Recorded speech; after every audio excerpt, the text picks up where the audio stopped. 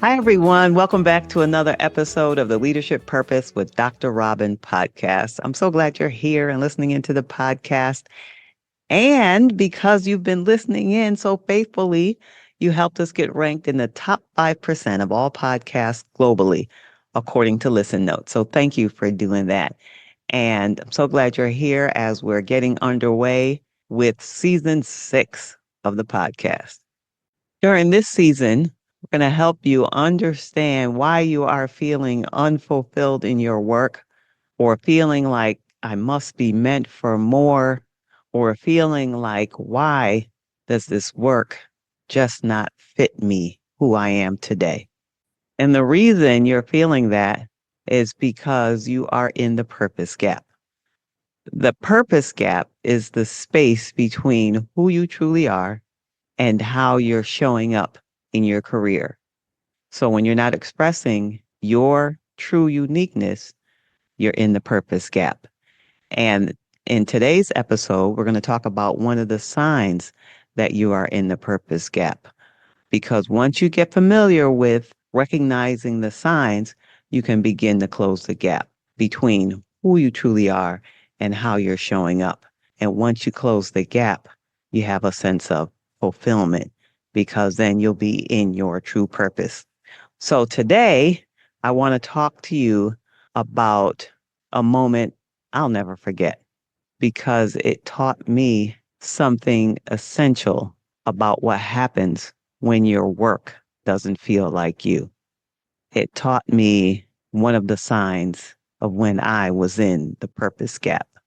You know that hollow feeling when you're doing all the right things, showing up on time, meeting the deadlines, smiling in the meetings, and yet none of it feels like you? On the outside, you look like you're thriving. On paper, it's a picture perfect career. Everyone else sees stability, progress, achievement. But inside, there's this ache, this whisper that says, something about this isn't right. If you've ever dreaded Sunday night, if you've ever counted down the hours until Friday just to feel relief, if you've ever walked into work thinking, I just need to get through today, then you know what I'm talking about.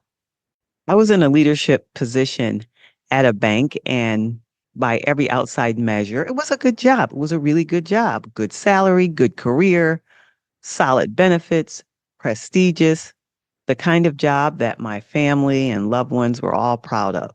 The kind of job where people would say, wow, you really made it. And especially at such a young age. And yet I knew, deep down, I knew this wasn't me. I woke up with headaches more often than not. I told myself it was stress and I brushed it off. But then I began to get nosebleeds. And at first I thought, okay, maybe it's allergies, maybe it's the dry office air. But deep down, I suspected the truth. This job was costing me more than it was giving me. I'll never forget one morning. I think it was like around 10 o'clock in the morning. I was in the middle of the office just going through the daily activities when suddenly blood started gushing from my nose. No warning, just a sudden rush right there in front of everyone. It was shocking, but it was also clarifying. My body was saying what I hadn't yet admitted to myself. I can't keep doing this.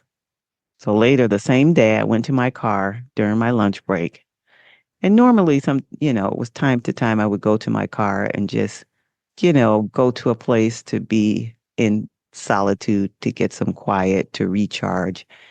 And this day was different. I sat there in silence and I asked myself a question that I had not dared ask before. I said to myself, if I could do anything, what would it be? And the answer came quickly, without hesitation. I would leave this job. The very moment I said it, I felt it, liberation, like freedom, just a release, like a small door opened inside of me. And it was the first breath of release I had in months. The truth is, I didn't fit. I supervised younger colleagues who called me a suit. That was their way of saying, "You're not one of us." And I managed older colleagues who looked at me with that sense of, who is this young person telling me what to do? I felt stuck in between. I didn't belong to either group. And on top of that, the operations side of the work, the daily grind of running processes, moving money, checking boxes, it drained me.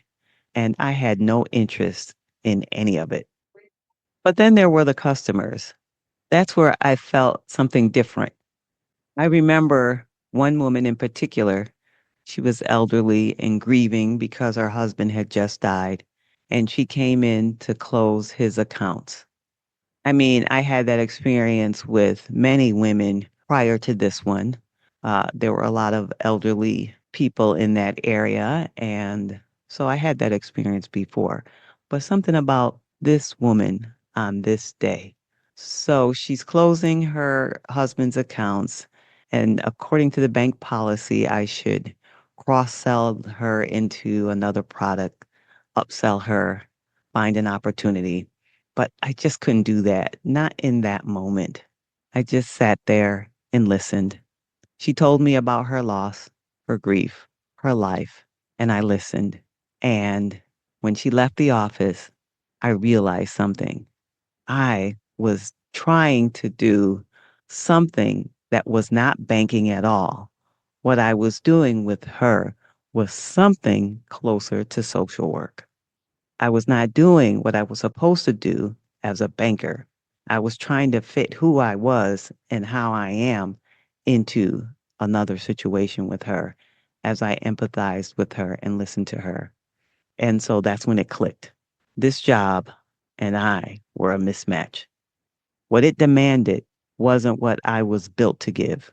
What it rewarded was not what I found meaningful. And no matter how shiny it looked on the outside, on the inside, it was just soul sucking. There was nothing about this work that felt like it fit me. There was nothing about it that suited who I was. There was nothing about it that felt true to who I was. Although I didn't have the words for it then, I have since learned that I was in the purpose gap. I was in that space between who I truly was and how I was showing up in my career. I was not expressing my true uniqueness. I was in the purpose gap. The purpose gap is a symptom of the emptiness inside. It's the reason why I felt, and you may be feeling, unfulfilled in your work. It's the reason why you may be feeling there must be more. You may be at a crossroads and find yourself saying, "What's next? Surely there's more than this." But here's what I want you to hear. When your work doesn't feel like you, it really doesn't matter how good it looks on paper. You can achieve every metric, climb every rung, and still feel empty. And here's why you feel empty. It looks fine to everyone else: titles, paycheck, respect. So you keep telling yourself it's fine when it's not. You feel empty because something is being taken from you. Your energy is being taken from you. Your sense of self is being taken from you. Your inner spark is being taken from you. So you feel empty, and sometimes your body knows it before your brain admits it. Could be through headaches, sleepless nights, irritability, or even like in my case, nosebleeds. It's all feedback. And even in the midst of that, sometimes there are tiny moments of meaning that expose the truth. Like me listening to that grieving woman, feeling empathetic and wanting to do more than what I could do or how I could do it through that particular role at the bank. That was alignment, but everything else was noise. And high achieving women are especially vulnerable to this trap because we're so good at performing. We can make almost anything look successful. But making it look successful is not the same as making it feel aligned. Here's what I know for sure: when the work strips away your sense of self, no promotion or paycheck will ever make it worth it. Success that erases you, who you really are, is not success at all. And sometimes the most liberating moment isn't quitting the next day, it's simply telling yourself the truth. That whisper that comes to you like it did for me when I asked myself, if I could do anything, what would it be? Now, for me, in that instance, it happened to be leaving the job. For you, it doesn't have to be leaving the job. It could be finding ways of incorporating and expressing you where you are, or it could mean making a change down the line. The key here is recognizing and being honest with yourself, because that self honesty creates the opening for change, no matter what that change is. So now I want to ask you, where in your career are you showing up, but not showing up as yourself? Just think about that. Where are you not being true to who you are? Think about it. Write it down. And when it comes to you, notice what your body does when you write that down, when you admit it. Check in, see how your body feels.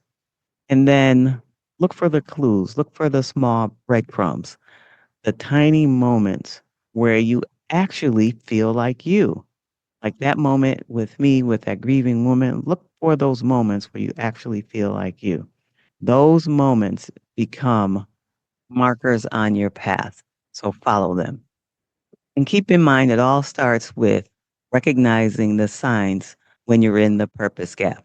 We'll talk more about these in other episodes. I'll talk with the women that I will interview about their own experience with the purpose gap, and I'll share more of mine so you can see yours, recognize them, and begin closing the purpose gap on your way to true purpose and lasting fulfillment. Okay, until then, keep listening, keep noticing, and keep moving towards yourself. All right, this ends our episode for today, but it doesn't have to end the conversation. Reach out and connect with me on LinkedIn or Instagram at Robin L. Owens, PhD, at Robin L. Owens, PhD, and follow the insights and resources I have there. And I would love for you to send me a message and let me know what you're noticing as you are moving to close your own purpose gap. And until next time, this is Dr. Robin